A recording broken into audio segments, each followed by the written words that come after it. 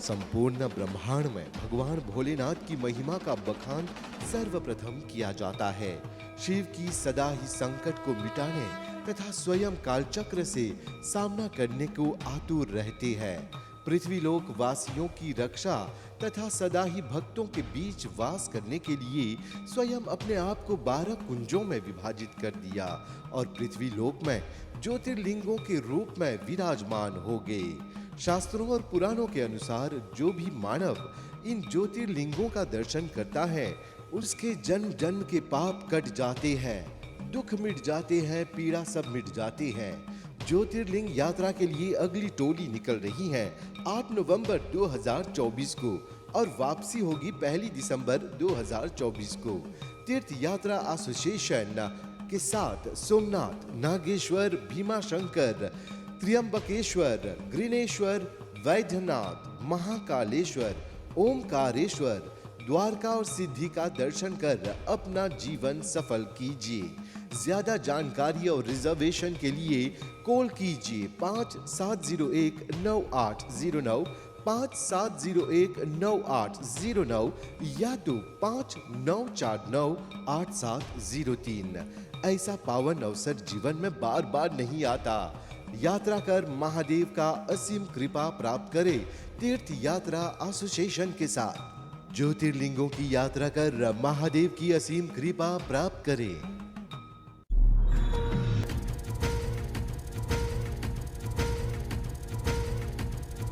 देवराज सेव्यमान पावनांग्रि पंकजं व्यालयज्ञ सूत्रमिन्दुशेखरं कृपाकरं नारदादि योगी वृंद वंदितं दिगंबरं काशिकापुरादिनाथ काल भैरवं भजे।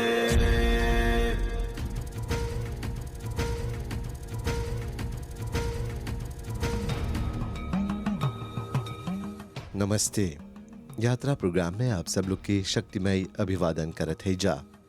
आज रात तीर्थ यात्रा एसोसिएशन के साथ आप लोग के ले जात है जा और एक तीर्थ स्थान पर जहां पर मन के साथ साथ आत्मा के भी शांति मिलेला।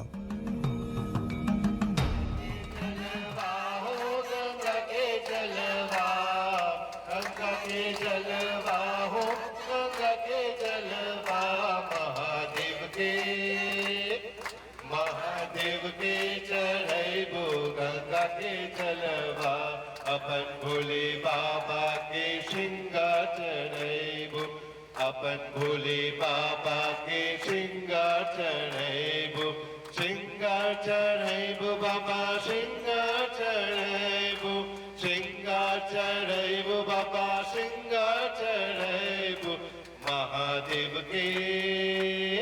महादेव के चढ़ैबो गंगा के जलवा, महादेव के चढ़ैबो गंगा के जलवा।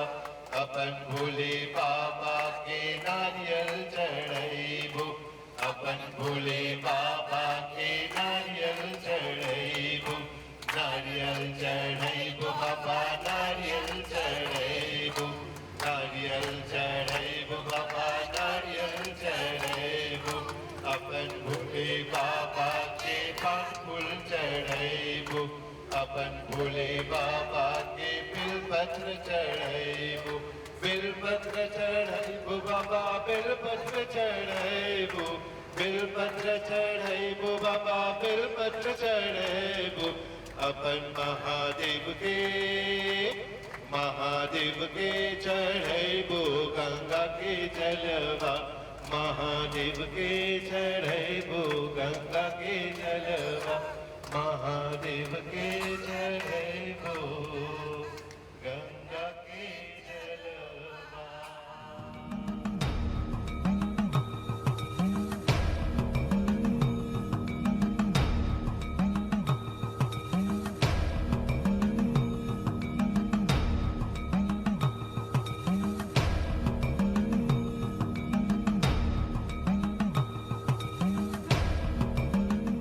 सफर लंबा और थकान से भरपूर रहल। कहे कि घामा बड़ी जोर रहल महाराष्ट्र के इलाका में और गर्मी के कारण पसीना भी छूटे, लेकिन अवभाग्य की बस में एसी रहल। सुबह तड़के होटल से जब निकल ली जा तब बहुत खूबसूरत नज़ारा देखे के मिलल।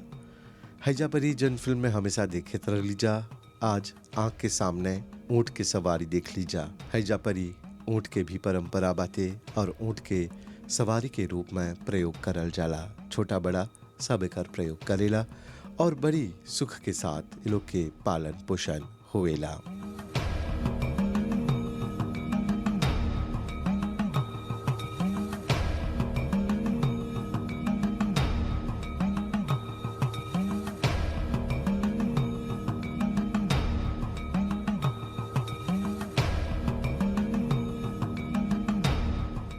गांव से होते हुए छोटा मोटा रास्ता से होते हुए गांव के संस्कार सभ्यता के निहारते हुए हमने आगे बढ़ते चली गई रीजा। हैजा परी हर प्रकार के सवारी तोहरा नजर आवेला। गाड़ी, टैक्सी, रिक्शा, बस, लॉरी, ये सब हैजा परी कार्यरत है।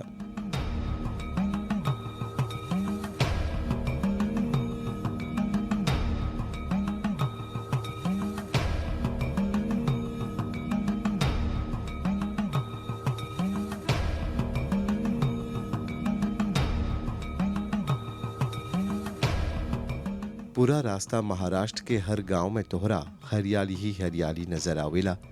गर्मी और नमी के कारण हैजा परी वन के संरक्षण करल जाला। हैजा परी चारों तरफ तोहरा नदी ही नदी नजर आवेला, जेकर कारण हैजा के घास, पेड़ पौधा हमेशा हरियर रहेला।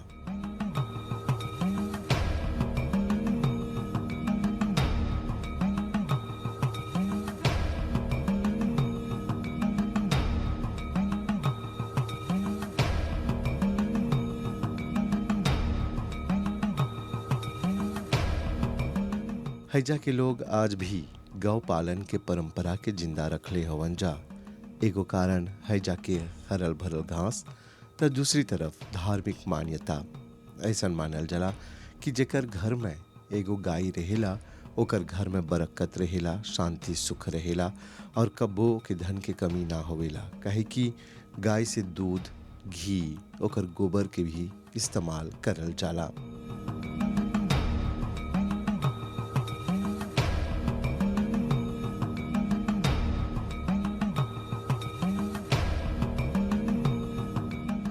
बस हमनी के एगो पार्किंग में ले गल और हौजा पर उतरलक।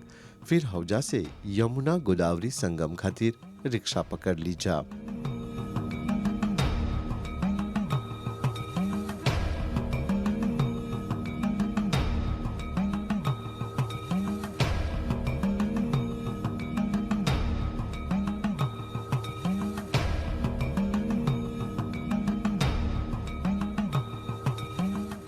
ई रिक्शा के जन सफर रहल बहुत आनंदमयी रहल।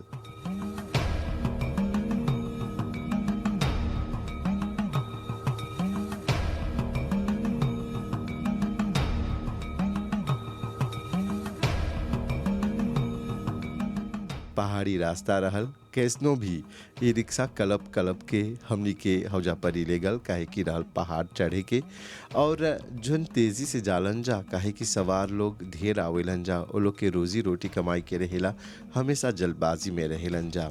थोड़ी देर में हमनी के उ घाट पर पहुँचैलन जा, जहाँ पर ही सुंदर नज़ारा देख के मन के अजीब ठंडक मिलल।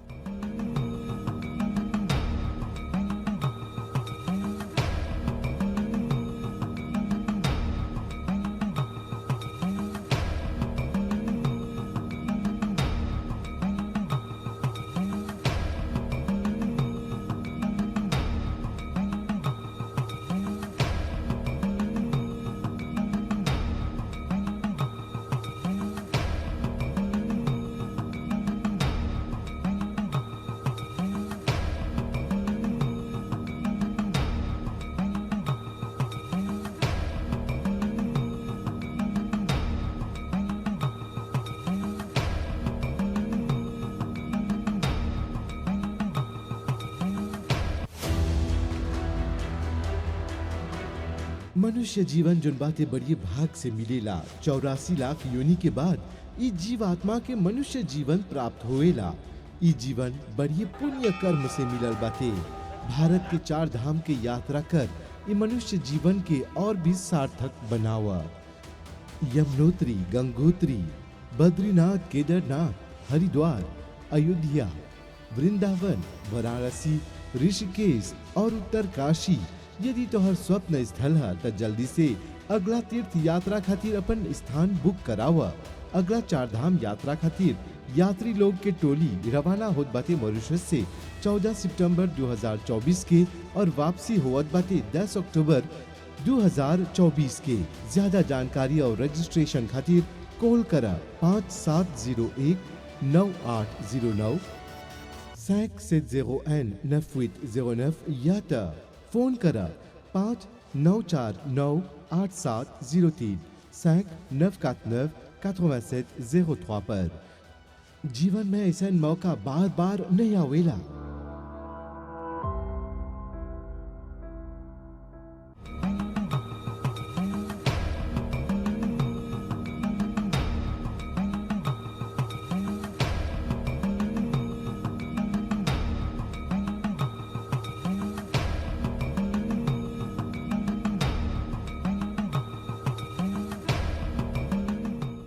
वो स्थान है जहाँ पर यमुना नदी जो नियम के बहन मानल जाला उनकर और गोदावरी नदी के संगम हुएला। इस संगम बड़ी खूबसूरत दिखेला। ई नदी हमेशा पानी से उमड़ल रहेला, पर हमनी जब दर्शन ले गईली जा ता तनी सूखा पड़ल रहल।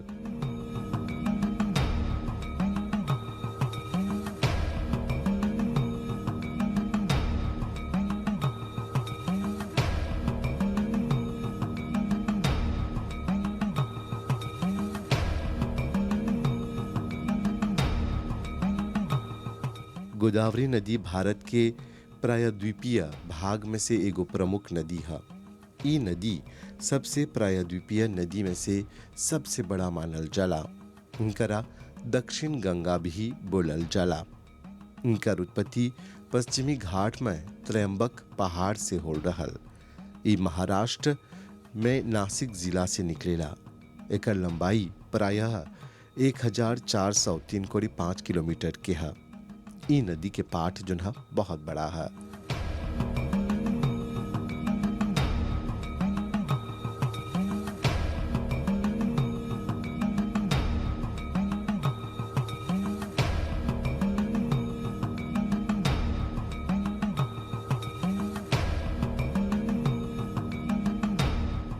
हैजा के तेज धारा खातिर एगो दाम बनावल गल बाटे और ई धारा से बिजली भी पैदा करल जाला।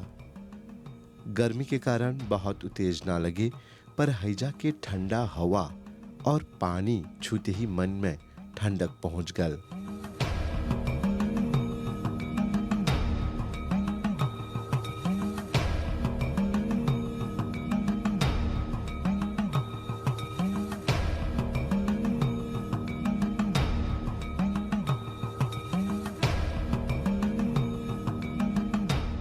पानी एकदम शीतल, साफ और पुण्य रहल। ई यात्रा के फायदा उठा के सभी यात्रीगण डुबकी लगैलन जा और माँ यमुना तथा माँ गोदावरी के दर्शन प्राप्त करलन जा।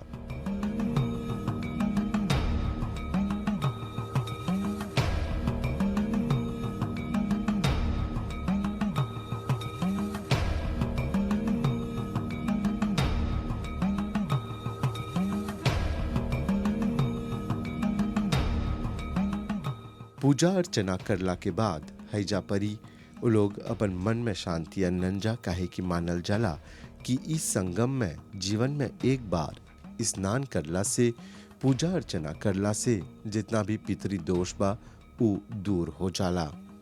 और हैजा परी पितर लोग के भी मोक्ष प्राप्ति खातिर पिंडा पूजा होवेला। और हैजा परी जब जब कोनो उत्सव रहेला तब भीड़ पड़ल रहेला। होली में हैजा परी महोत्सव भी मनावल जाला।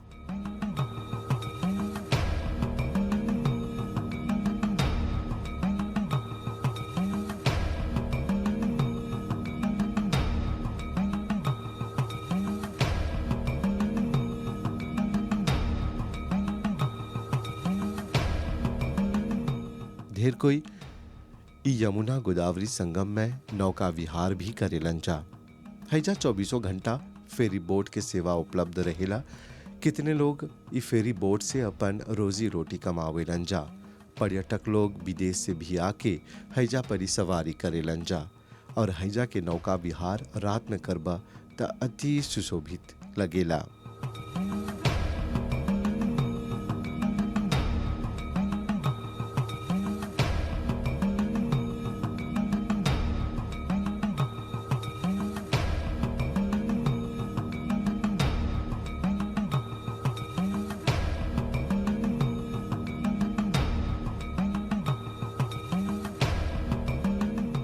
इस संगम के स्नान करला के बाद रुख कर ली जा भीरी के एगो शिव और शक्ति मंदिर की ओर।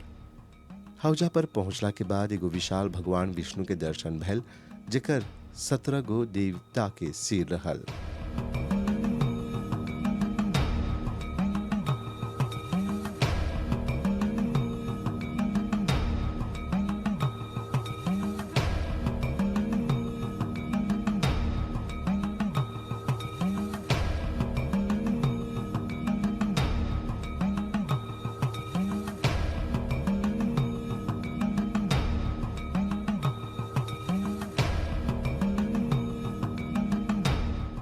ई 108 फीट ऊंचा मूर्ति में मानल जाला सब देवी देवता वास करेला और इनकर दर्शन करला से जीवन के जितना भी पाप रहेला वो कट जाला और जीवन जोन है ओकर से मुक्ति मिल जाला।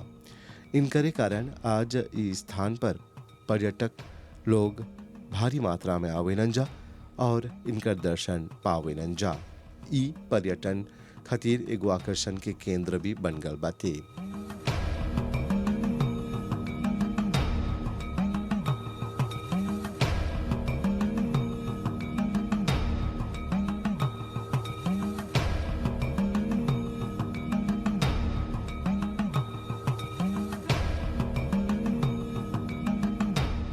कृष्ण अर्जुन से घिरल ये मूर्ति के देवता लोग के सिर गौर से देखबा तो तोहरा लौकी कि एकाध गो देवता के दाढ़ी के रूप में हैजा मधुमक्खी के छत्ता भी बाटे और ऐसा मानल जाला कि मधुमक्खी लोग हौजे पर ही छाता बनावेलन जा जहाँ पर ही पवित्रता रहेला। और शिव मंदिर के साथ साथ हैजा तोहरा सरस्वती, काली और दुर्गा माँ के एगो मंदिर भी मिल जाला।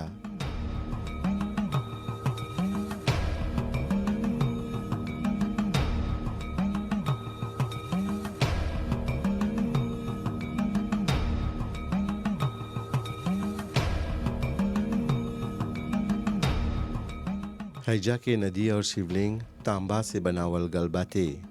हैजा परी लाखों की संख्या में लोग दर्शन करे आवेलन जा।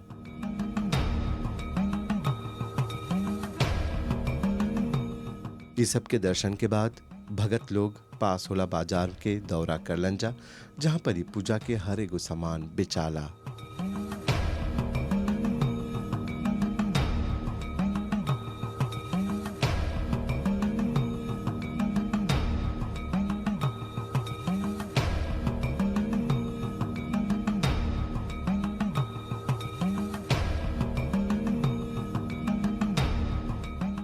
हैजा परी तांबा के लोटा इत्यादि सस्ता दाम में मिल जाला तथा भगवान के श्रृंगार इत्यादि सब तोहरा मिल जाला।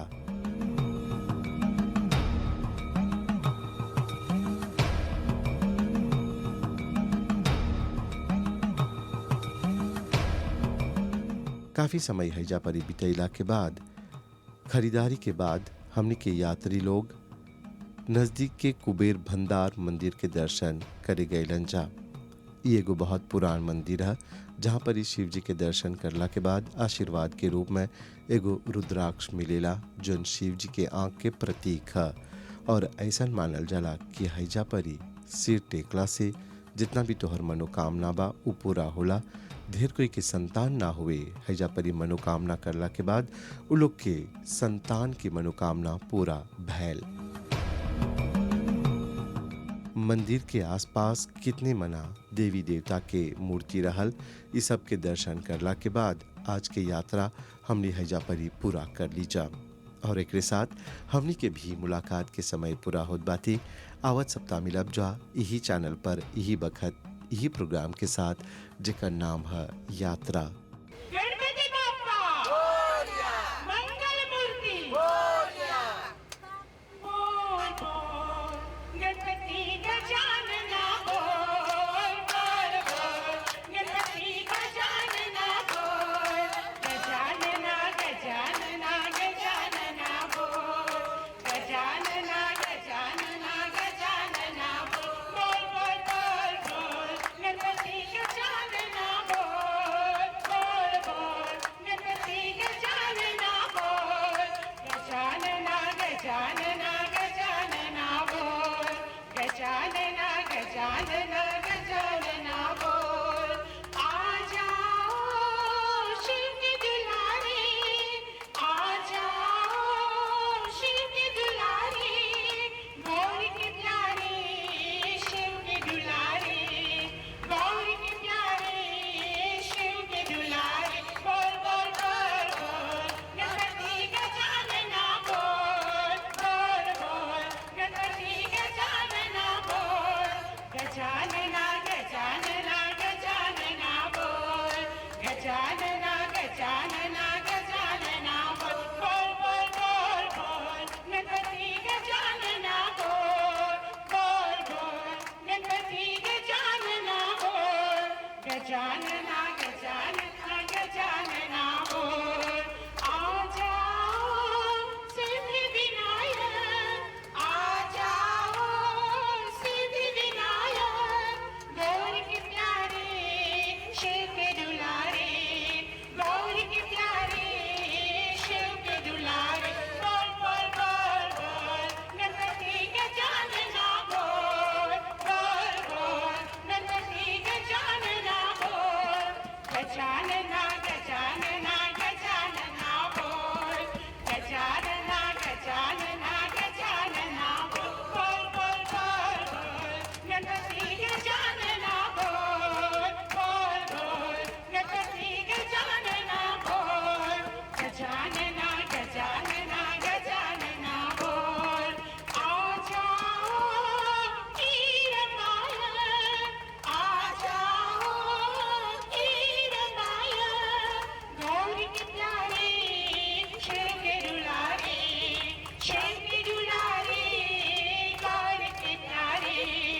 आ जाओ हीरमाया, गौरी के प्यारे शिव के दुलारे, शिव के दुलारे गौरी के प्यारे बोल बोल बोल बोल गणपति गजानना बोल बोल बोल गणपति गजानना बोल गजानना गजानना गजानना बोल गजानना गजानना गजानना बोल बोल बोल बोल गणपति गजानना बोल बोल बोल गणपति गजानना बोल गजानना गजानना गजानना बोल गजानना गजानना गजानना बोल गजानना गजानना गजानना बोल। अति प्रेम से बड़े श्री गणेश महाराज की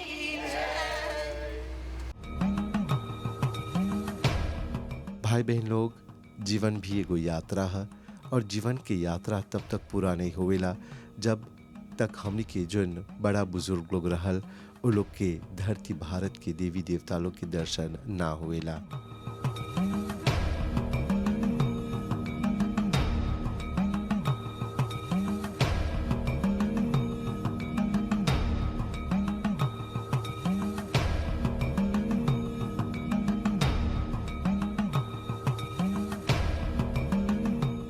भारत आज एगो समृद्ध देश है जहाँ पर ही संस्कृति, परंपरा और धर्म के ध्वजा आज भी लहराला और जितना व्यक्ति लोग भारत भूमि में देवी देवता लोग के दर्शन करेलन जा वो लोग के जीवन साकार और सफल मानल जाला। तो चला आज के कार्यक्रम के समापन करते जा। तोहर साथ रहल बहुत बहुत धन्यवाद। आवत सप्ताह फिर मिलब जा और एगो यात्रा कार्यक्रम के साथ और एगो शिवलिंग के दर्शन के साथ। टीम के आज्ञा द। हर हर महादेव।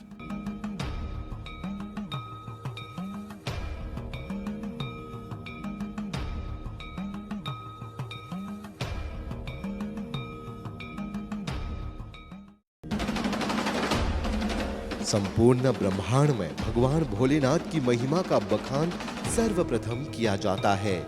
शिव की सदा ही संकट को मिटाने तथा स्वयं कालचक्र से सामना करने को आतुर रहते हैं।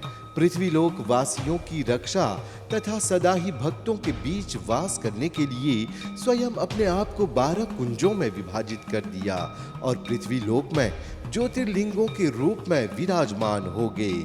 शास्त्रों और पुराणों के अनुसार जो भी मानव इन ज्योतिर्लिंगों का दर्शन करता है उसके जन्म जन्म के पाप कट जाते हैं, दुख मिट जाते हैं, पीड़ा सब मिट जाती है। ज्योतिर्लिंग यात्रा के लिए अगली टोली निकल रही है 8 नवंबर 2024 को और वापसी होगी 1 दिसंबर 2024 को। तीर्थ यात्रा एसोसिएशन के साथ सोमनाथ, नागेश्वर, भीमाशंकर, त्र्यंबकेश्वर, ग्रीनेश्वर, वैद्यनाथ, महाकालेश्वर, ओमकारेश्वर, द्वारका और सिद्धि का दर्शन कर अपना जीवन सफल कीजिए। ज्यादा जानकारी और रिजर्वेशन के लिए कॉल कीजिए 57019809, 57019809 या तो 59498703। ऐसा पावन अवसर जीवन में बार बार नहीं आता। यात्रा कर महादेव का असीम कृपा प्राप्त करे तीर्थ यात्रा एसोसिएशन के साथ। ज्योतिर्लिंगों की यात्रा कर महादेव की असीम कृपा प्राप्त करें।